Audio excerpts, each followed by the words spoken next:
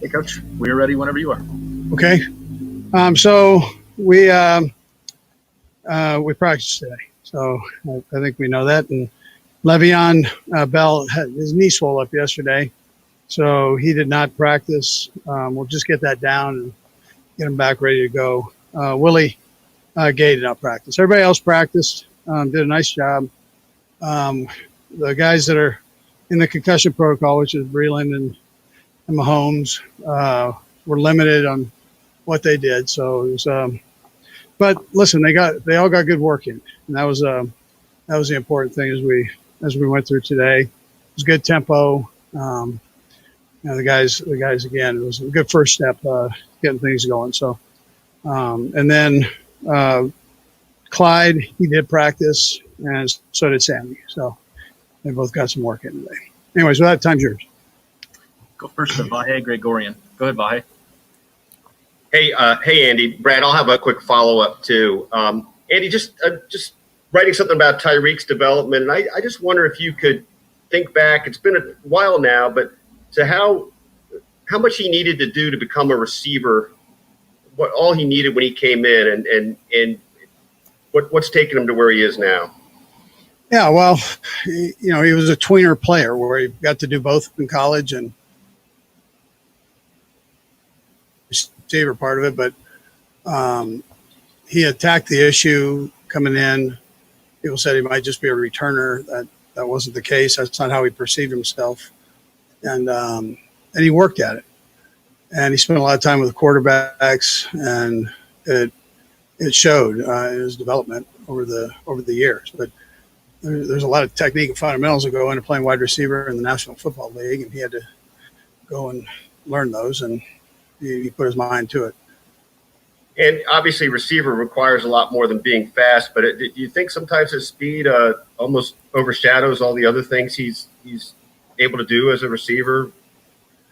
He's got the speed and he has the quickness that we see, but it's the technique and fundamentals that he uses to get open. Likewise, there are a lot of fast and quick guys in this league, but to play wide receiver, you got to have the rest of it. And he's worked very hard at getting that, whether it's with David Culley or Greg.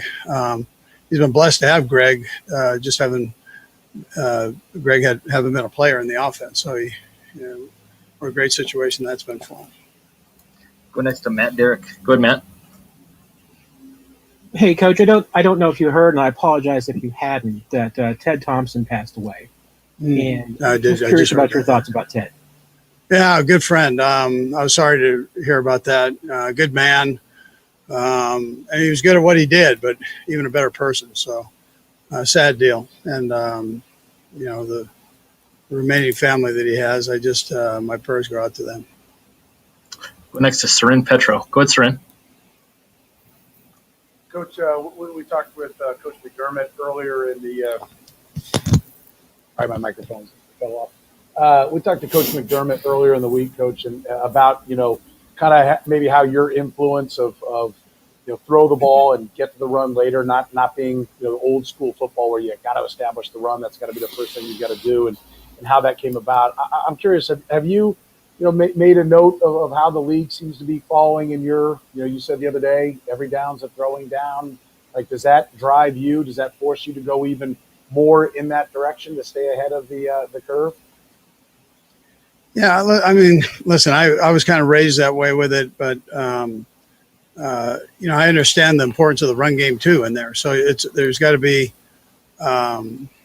you've got to be efficient at both, but you've got to be able to throw the football in today's world. You have to be able to do it. These kids are starting now when they're in little league football and working their way up. High schools are throwing, colleges are throwing.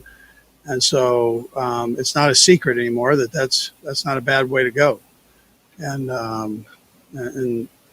this league is phenomenal at doing it. Some of the creativity and that you see right now in this league is really neat. To know where it was and where it's at now. Go next to Adam Teicher. Go ahead, Adam. Hey, Andy, just confirming with you that Pat is still in the protocol. Is that right? And Brad will have a quick second question. Yeah, both Pat and Breland are both in the protocol. Okay. and working on a limited basis. So, I mean, that's kind of where we're at. And Okay. both are improving. Did Pat take all the starter snaps today? The majority of them, yeah, he took them. Okay, thanks. We'll go next to Pete Sweeney. Go ahead, Pete. Coach, we'll get a chance to speak with Darrell today. Given how his year has gone, where maybe he thought he would be within the mix for a lot of snaps early on, injecting a draft pick, injecting Le'Veon Bell, just how proud are you for him keeping with it through the season, and now he's getting really these prime time opportunities? Yeah, you know what? You cut out the first part of that. I heard Le'Veon Bell, and I didn't hear the. Okay, yeah, sorry. We're getting Darrell today. I just how proud I are got you you. for him sticking with you. it, given just the circumstances. Okay, good. Yeah, no, Darrell, strong-minded kid. So I'm proud of him and how he's handled it. You know, he had a nice year last year. He comes in, he got hurt, and then he comes back and he worked his tail off to get himself back into football shape, and it's paying off for him. So he's done a nice job for us, and I'm happy for him. He's a good kid, so that you're happy for those guys that work their tail off and are good people. So. We'll go last to Herbie Teope. Go ahead, Herbie. Hey, Coach, just a quick follow-up to Adam Teicher's question. And how did Patrick look out there to you? And the last question is, Phillip Rivers retired yesterday, and I know you've got some history with him over the years. What was your reaction to his retirement? Yeah, so Pat looked good out there. He did a nice job when he was doing it, and looks like he's moving around well. He feels good. So it's just important that we follow the protocol, and that's what we're doing. So, and then Phillip, listen, I'm happy for him that he's getting to do now what he wanted to do, and that's coach high school football. And he's got all these kids, which is awesome. There's a time and a place where everybody's got to hang it up, and he had a phenomenal career, and he's a phenomenal guy, and you pull for those guys, and so I hope his second career here, coaching high school football, is as good as his first career, and that was playing for the Chargers in Indy. So he's a heck of a player, good person. Coach, we appreciate the time. Thanks for joining us. Okay, thank you. Appreciate you. All right, guys, we got Coach Tobe coming up next.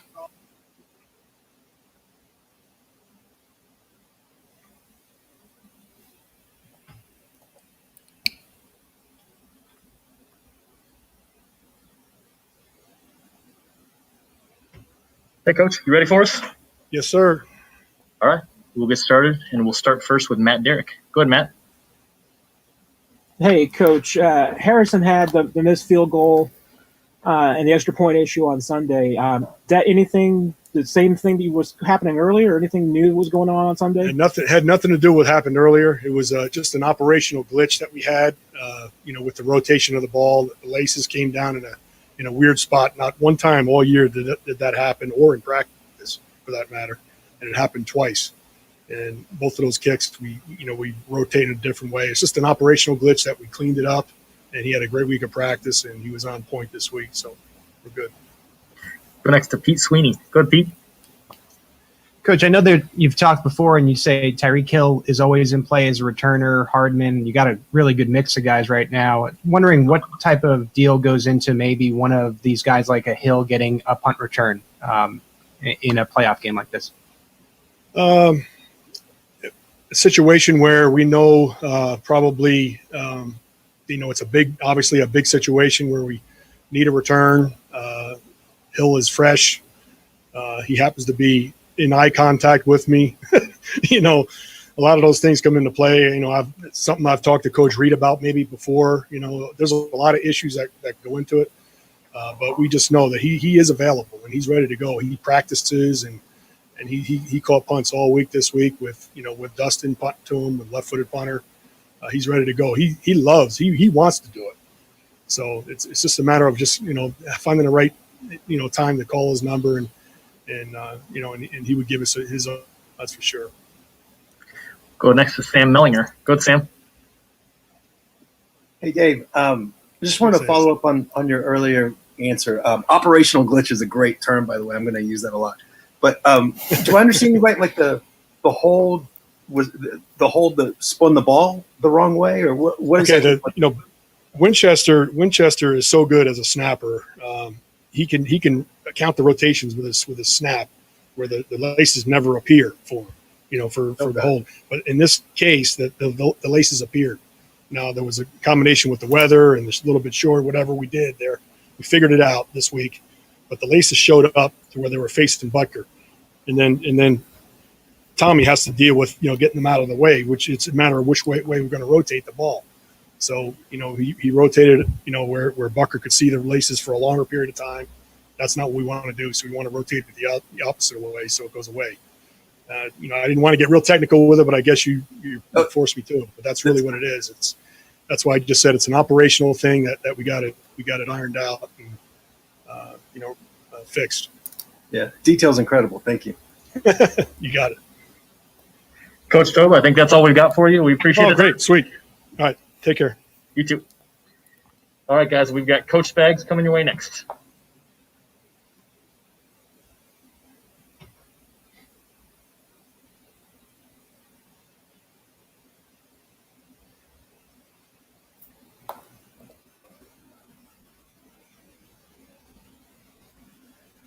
Hey, Coach, we're ready whenever you are. All right, Brad, we got everybody. I'm good. That's beautiful outside. Just got done with a great practice. We got blessed with a nice day of weather on January 21st. So with that, I'll open it up. Let's go first to Miss Karen Kornacki. Go ahead, Karen. Hi, Coach Spags. How are you today? Hi, Karen. I'm doing great. Can you tell me the progress of Josh Allen, how he's progressed since week 6 in the film that you're looking at?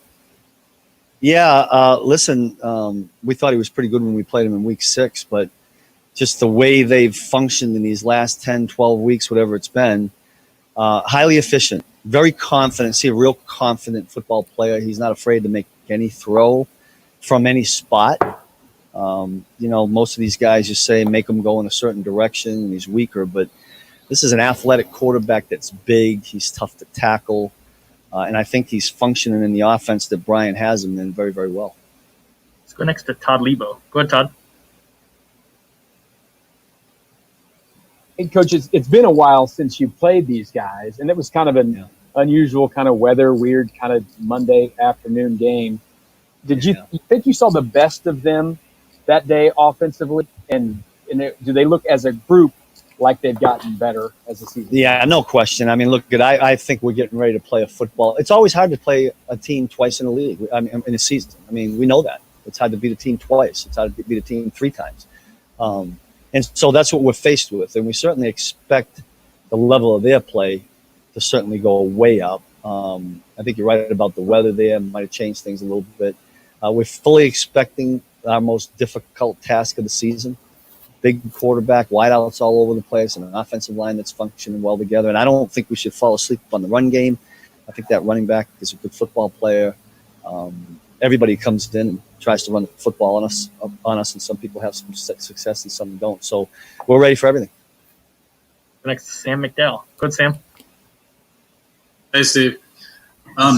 You've got some sort of questions at cornerback in the sense that Rashad didn't play last week, and now you've got Bashad Breeland going through the concussion protocol. L'Jarius has played multiple roles this year. Does that affect are you asking him to do different things in practice this week in anticipation that he could do different things in the game?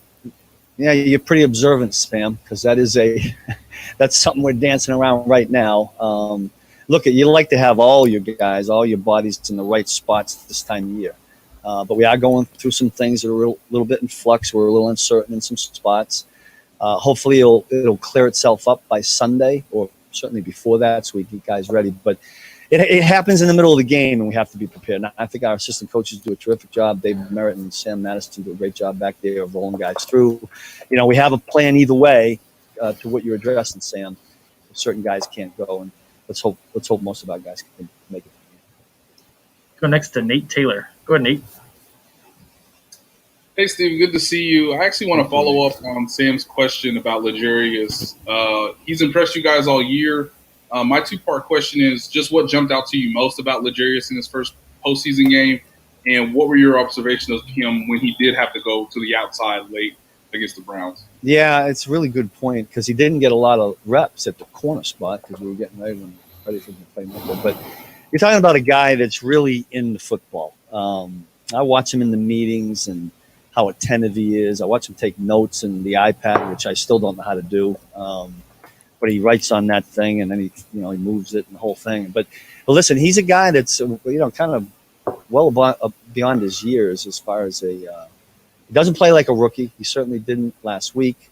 I love the way he plays. He loves playing football. He's passionate about it.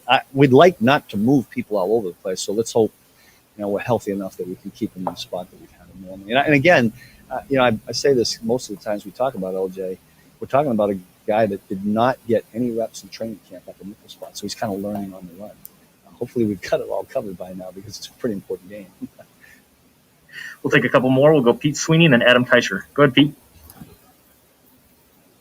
Coach, curious about the problem that is Stefon Diggs. Seems like every week everybody knows he's coming, yet he still puts up a ton of production. Just how do you wrap your head on defending him?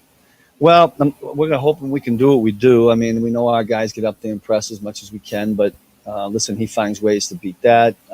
He can force us into penalties. That hurt us a little bit last time we played him. But we won't change too much what we do. We do have to focus on certain calls that we have, certain situation in football, and we'll do that. And when that happens, the other guys covering what is their other talent. Beasley's still a good player, and we've got some other guys that can run pretty good on the outside. Have to get the job done. We'll go last to Adam Teicher. Go ahead, Adam. Hey, Steve, a couple things about Tyrann Mathieu. You talked about maybe you're not going to have some of your guys at corner. How does his versatility maybe help you through a situation like that? And Brad will have one quick follow-up as well. Yeah, I mean, listen, you saw it last week in the Cleveland game. There were times we had to move him back in the slot. The luxury of having a guy like Tyrann is that he's going to prepare himself to play all the positions we ask him to do. And you can trust that he's going to know what he has to do. There's only, in this league, not everybody can be a starter. Not everybody can get the reps during the season practice. So there are guys that have to go in and play spots in a game that really haven't had those live reps in practice. Now, Tyrann's one of those guys that can do it. And fortunately for us, when we start to get banged up out there, we can move him around. So it's a luxury for us. And you said last week, you talked about him being one of those guys that makes all the other guys around him a better player. How much of that has to do with his versatility, that, he can do this, he can do that, and maybe you can play to another guy's strengths? Yeah, I think that's a valid point. When you can move a guy around that you say, hey, there's a new guy at that position, but he knows what he's doing and we're going to be okay. I think everybody feels good about that. That and look at just the energy he brings and, what he's saying to guys, whether it's on the sideline or in the huddle. I think they just trust him. They believe in him. The guy's a winner, and he's made plays for us. And I think when you can get as many of those guys as you can, you're a better unit. Coach, we appreciate the time. Thanks for joining us. Okay, thank you. All right, guys, we got Coach EB coming your way next.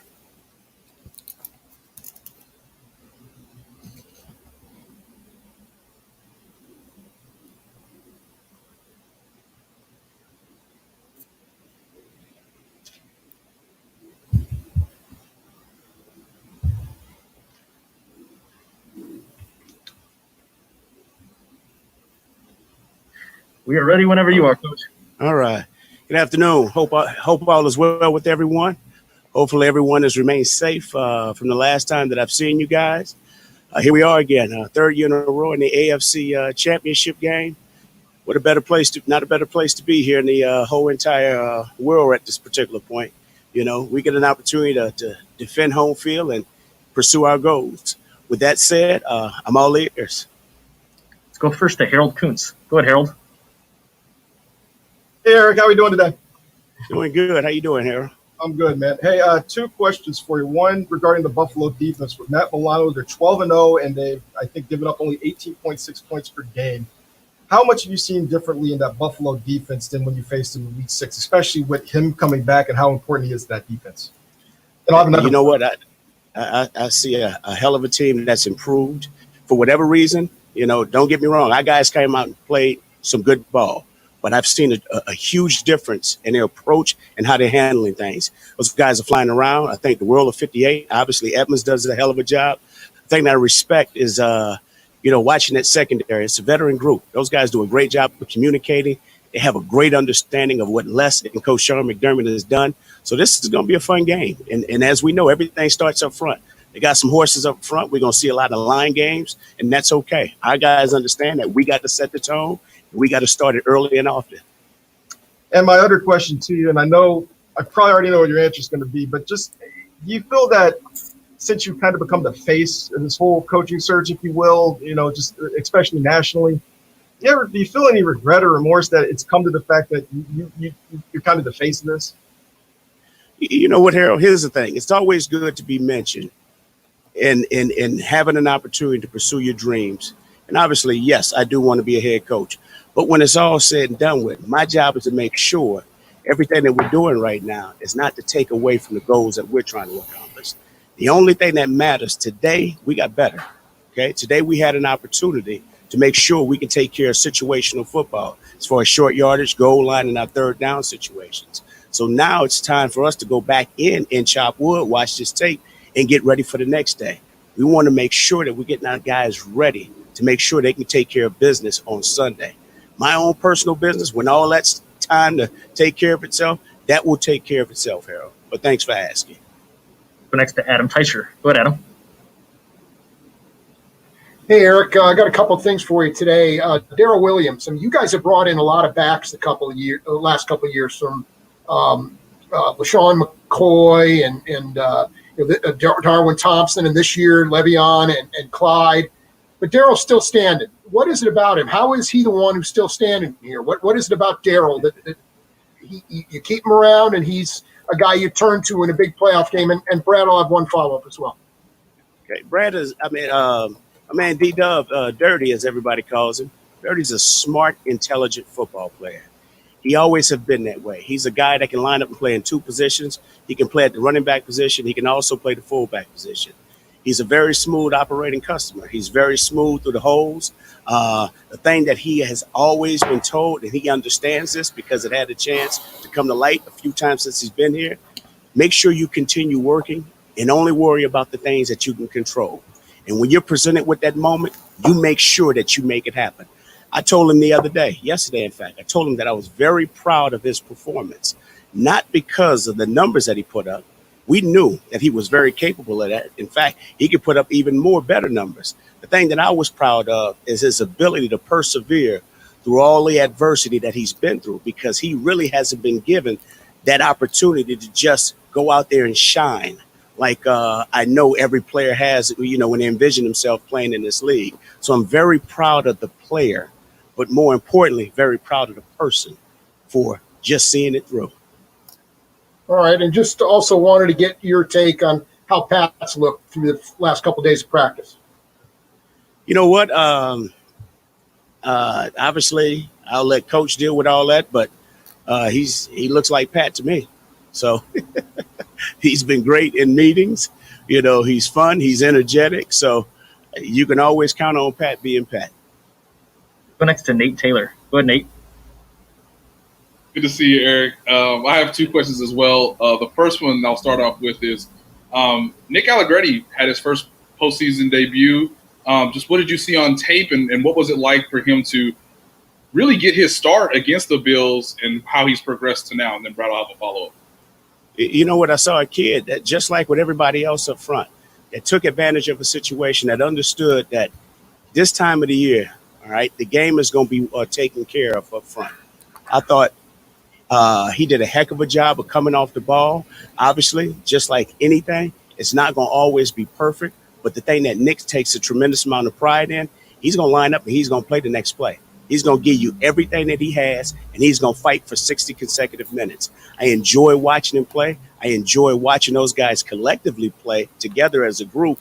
And then on top of that, finishing the game the way we did. That's what it's all about. And that was very, very unique. Now we got to put it together this week in practice and make sure that we can accomplish the same goal this particular Sunday coming up. Yeah, Eric. And then secondly, going to Clyde Edwards-Helaire, he could possibly make his debut on Sunday. Just what are you trying to share with him to prepare him for such an opportunity? And how might the balance work if you're going to have him and Darrell going for you in the backfield? Well, if Clyde's going to be a part of this, you can never have enough good players that's going out there to play. And you want to be at your best. And when it's all said and done with, we want our best players to be in there, giving us the best opportunity to win. So we'll make sure that Coach Dealin is coming up with a plan with myself and Coach Reid, and we'll just continue to work our way through. But at this particular time, we just want to make sure that Clyde is going to be there and be prepared to be the player that he can be. Got time for a couple more. We'll go Karen and then Pete. Go ahead, Karen. Coach, how are you? I'm doing good, Ms. Karen. How you doing? I'm fine, thank you. You know, Coach Spags was just basically saying it's hard to play a team twice. I'm wondering, do you save some really cool plays for this part of the season that we haven't seen yet, we can kind of watch for? You know what, Miss Karen, I'm not going to even give that away because we have so many tons of plays. You just roll out that Rolodex, just choose a few, pull them out from the Joe files. And but I'll say this, at this particular time of the year, you just want your guys to make sure that they play assignment sound football. Will we have a wrinkle or two? Probably so. But when it's all said and done with, we just want to make sure we're putting our guys in the best situation to go out there and play as hard and as fast as they can. And then when it's all said and done with, we can end up celebrating and going to pursue our goal in Tampa. We'll go last to Pete Sweeney. Go ahead, Pete. All right, I have just one quick thing after this. First, just to follow up here, why is Darrell Williams called dirty, do you think, in your estimation? You know what? I have no idea. Okay. So Okay. when he got here, in fact, I know that the running back coach at that time, that's what they call him at LSU. But I will say that it has nothing to do with his hygiene. Okay. Got it. So well, that's a good he's thing. a great kid. Yes. And then for Sammy Watkins, I know he's faced a lot of adversity due to injuries this year, especially toward the end. And we know how important he is for your postseason offense. How is he taking everything? How's his mindset going into what could be his first game in a couple of weeks? You know what? Sammy's been great. And the thing about it, when Sammy's not in there, he's been great. Obviously, Sammy's, working himself back into the lineup, into the rotation. We're just trying to make sure we can get him across the finish line and get him there on Sunday. But all Rick and those guys that take care of that. But when it's all said and done with, if he can be there, obviously he's going to provide a spark for us. Okay, he's going to give us another element to helping us to go out there and pursue our goals. And then on top of that, the things that he brings that energy, he brings that enthusiasm. He's a physical player. So if Sammy's able to go, we're looking forward to watching him do what he can do. But on top of that, we're counting on him, if he is playing, to make sure that he does everything that is needed to help us to accomplish the goal. Coach ED, we appreciate the time. Thanks for joining us. All right. Thank you. You guys take care. All right, guys. We'll keep you posted on which player we put up here first, but hang tight with us.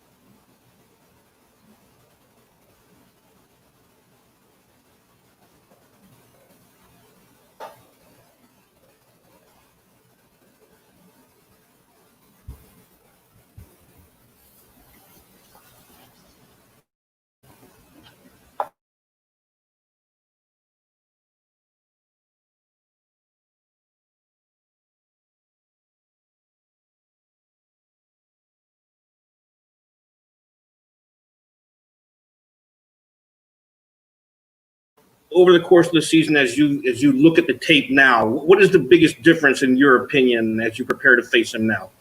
Yeah, I just think they're same as us. I think they just kept growing and getting better every week, and it's showing. Still got the same game plan, as they did before. A lot of passing, more of a passing type offense, and I mean everyone knows that. But mix in the run game as well. So for us, game plan stays the same like it was last week. Make it one dimensional and let our pass rushers rush. So we coming in with the mindset like every week is just making them one dimensional. Let's go next to Steve Walls. Go ahead, Steve. Hey, what's up, Hitch? Hey, I'm good, man. I want to ask you about Cole Beasley. I know you guys spent a few years on the Cowboys together, and he's not a guy that gets the recognition like Stephon Diggs, but he still is able to make an impact on the game. I just want to find out what kind of problems do you see he poses for you guys? Yeah, he's a good athlete, man. He's one of the best in the slot. They do a good job moving him around, stacking him behind guys and letting him do his option routes. And that's where he, made all his money off, is living in that slot. He's a tough guy. He's not afraid to get hit. He'll block on run plays. So, he's a good ball player. He doesn't get the recognition. But I think this year he did, man. I seen just over the media and things like that. I feel like a lot of guys are giving him recognition and things like that. So good for him. And just like I said, every week they're in our way. So all the positives they're doing, we're trying to stop it so we can get to where we need to get to. Let's go next to Pete Sweeney. Go ahead, Pete. Hitch, kind of lost in what was Henny Mania was the stop that you guys had against the Browns. Just how important was that in achieving your goals, and what did it mean to your unit? Yeah, we won a lot of games this year off different guys making plays and different offense or defense or special teams or different parts of the game and things like that. And we had an opportunity to get a stop, and we did as a defense. We played sound defense for 3 solid plays right there, and then the offense took over, and they never got the ball back. So, yeah, it's the playoffs. We got to just find a way to win. I just keep saying that. We just find a way to win, and that's what good teams do. Sometimes it's, the offense, sometimes it's defense, sometimes individual players, sometimes it's special teams. It's all over the place. But when you get a lot of good guys and a lot of group of guys that's working and studying, good things happen. We'll go next to Nate Taylor. Go ahead, Nate. Hey, Anthony, I have 2 questions for you. The first is, because you guys practice against your offense, how much can that prepare you for an offense that's pretty similar, like you mentioned, in wanting to pass the football on first down for the majority of the time, and then Brad will have to follow? Yeah, we practice against, in my opinion, the best offense in the league. We don't go against them too much here in season, besides like the bye week. But we've seen a lot of Patrick Mahomes, and I feel like that's the best you can get. So, our defense seen it all year long, and we prepare for it. And Josh Allen, everyone knows, man, he has the arm strength and extended plays and things like that. So we have a couple of things for that, and make sure we in zone coverage. We got to stay on our guys and not leave them and think he's going to scramble to run. He's more scrambling to throw it down the field. Hitch, we appreciate the time. Thanks for joining us.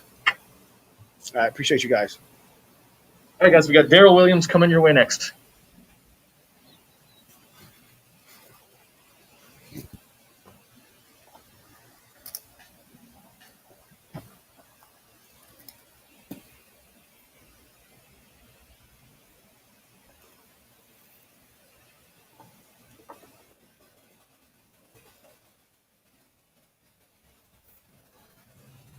Hey, Darrell, you hear us okay?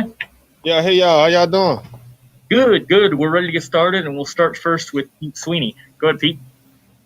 Hey, Darrell. Looking back at the year, I imagine as the team kept on acquiring running backs, one in the draft that well, and then Bell, there were some tough times, I'm sure, to try to stay positive. How did you do that, and how do you feel like it led you to getting the first snap last week in the playoff game? Well, growing up, I've been through a lot, and I never let nothing get me down. And, with that, it was one of those things where, I got to keep my focus, keep grinding, keep doing what I'm doing, stay positive. And, the guys in the room and the guys on the team, they kept my spirits up. So it was just, I had to stay positive, but it wasn't pretty much too hard. Let's go next to Danny Welniak. Go ahead, Danny. Hey, Darrell, just kind of wanted to ask you a little bit about this Bills defense. What do you guys see, and how much has it improved since you guys went up against it in week 6? Oh yeah, well, we played against them in week 6. Up front they have a tremendous D line, and back in the secondary, they're pretty talented. They find a way to get the ball out. They're good with strips, and the linebacker core, they move around real good and they flow to the ball.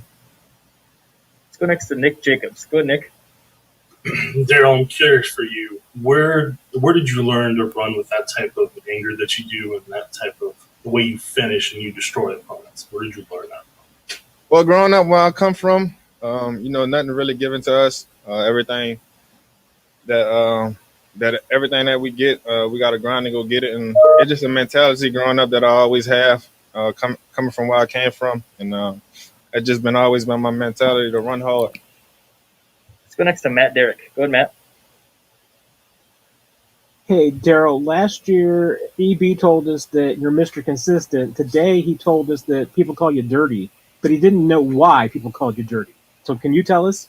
That's a good question. I can't even tell y'all because I'm still trying to figure out why people call me that. I mean, it started back in college, and I know they used to call me Dirt Naps because I had my dreads, and then they just started calling me dirty. Let's go next to Breland Moore. Go ahead, Breland. Hey, Darrell.